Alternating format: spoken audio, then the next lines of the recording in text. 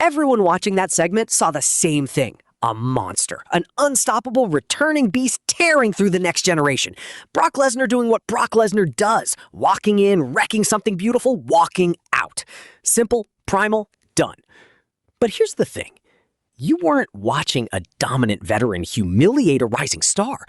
You were watching a surgical strike on a man's entire reason for existing. Obafemi isn't just a wrestler. He isn't just the ruler.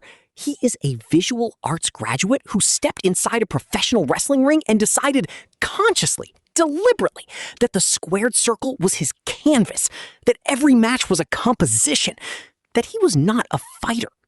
Here's why most people got Obafemi completely wrong. They watch his presentation, the regal posture, the cold stare, the deliberate, almost slow-motion dominance, and they read it as arrogance, as ego, as a young guy playing a character.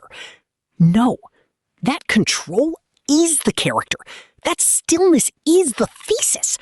When you understand that Oba genuinely studied visual arts, the whole thing reframes itself instantly. Visual artists don't just make things. They obsess over composition, over negative space, over what the audience's eye is allowed to land on.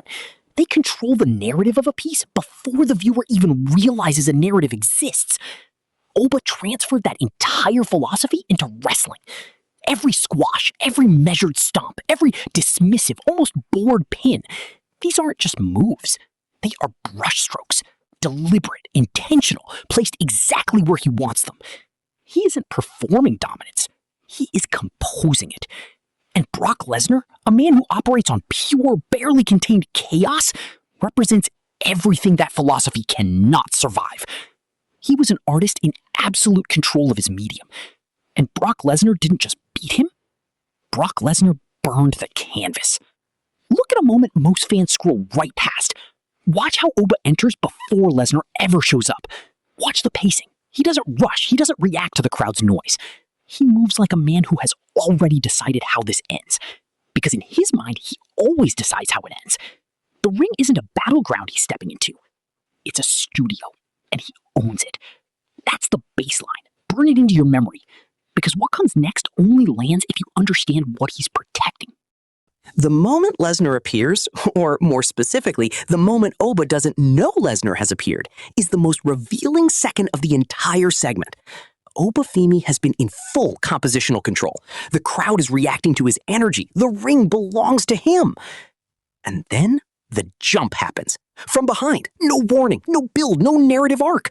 Just chaos, landing on a man who has built his entire identity around the absence of chaos. Watch his body in that first instant of impact. There's no prepared defense. There's no trained counter. Because this isn't in the composition. This isn't a brushstroke he placed. This is someone else's hand grabbing his canvas and tearing it. Pay attention to this part. The moment Lesnar appears, or more specifically, the moment Oba doesn't know Lesnar has appeared, is the most revealing second of the entire segment. Obafemi has been in full compositional control. The crowd is reacting to his energy. The ring belongs to him.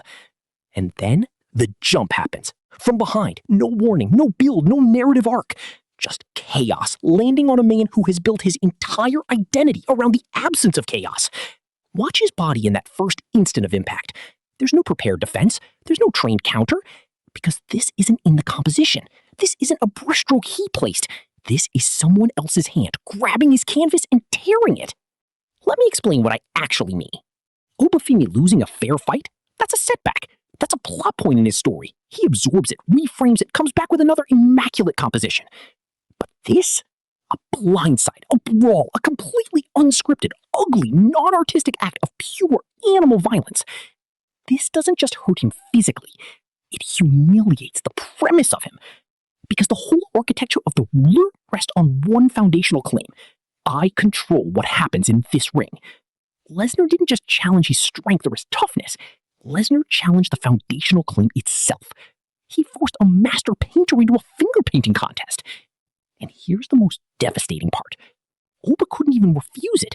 The chaos was already happening before he had a choice. The weirdest part is what comes after the initial assault. Watch Oba's attempt to regain footing, not physically, but visually. Even while absorbing punishment, there are these brief flickers where you can see him trying to reassert the composition, trying to make it look intentional, trying to reclaim authorship of the moment. And he can't, because you cannot compose chaos. You can only endure it. And he takes it. Look at a moment most fans scroll right past. Watch how Oba enters before Lesnar ever shows up.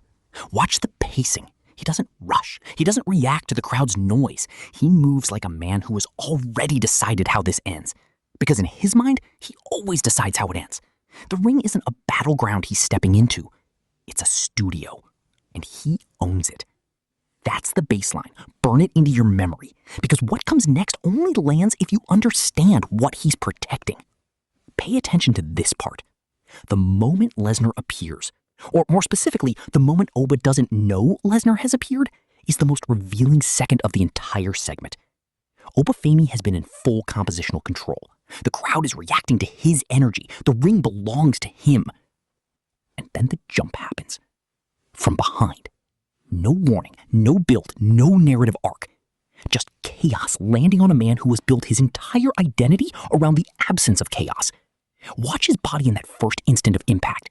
There's no prepared defense. There's no trained counter. Because this isn't in the composition.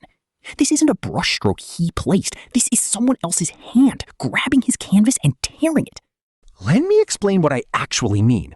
Obafemi losing a fair fight, that's a setback. That's a plot point in his story. He absorbs it, reframes it, comes back with another immaculate composition. But this, a blindside, a brawl, a completely unscripted, ugly, non-artistic act of pure animal violence. This doesn't just hurt him physically, it humiliates the premise of him. Because the whole architecture of the ruler rests on one foundational claim. I control what happens in this ring. Lesnar didn't just challenge his strength or his toughness.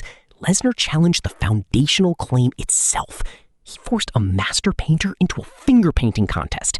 And here's the most devastating part. Oba couldn't even refuse it. The chaos was already happening before he had a choice. The weirdest part is what comes after the initial assault. Watch Oba's attempt to regain footing. Not physically, but visually. Even while absorbing punishment, there are these brief flickers where you can see him trying to reassert the composition, trying to make it look intentional, trying to reclaim authorship of the moment. And he can't, because you cannot compose chaos. You can only endure it. And he takes. There's a concept in psychology called identity protective cognition.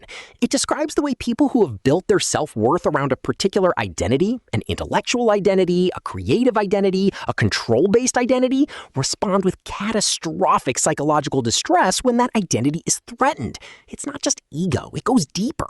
For someone like Oba, the visual arts background isn't a fun fact in a WWE biography package. It's the organizing principle of his psyche. He made sense of himself through that lens. He made sense of wrestling through that lens. The ring needed to be a canvas because that was the only framework that made him him. Lesnar's attack didn't just threaten his championship or his winning streak. It threatened his organizing principle. And here's where it gets really dark, because identity protective cognition doesn't make you stronger in the face of that threat. It makes you brittle. The more fundamental the identity, the more devastating the disruption. A fighter who loses a fight recalibrates and fights again. But an artist who loses control of his art, he doesn't know who he is anymore. Lesnar, whether he knew it consciously or not, didn't attack Obafemi the wrestler. He attacked Obafemi the concept.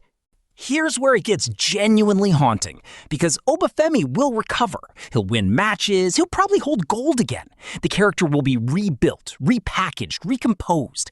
But the audience will remember, and he will remember. Because the most dangerous thing Brock Lesnar left behind isn't the physical damage.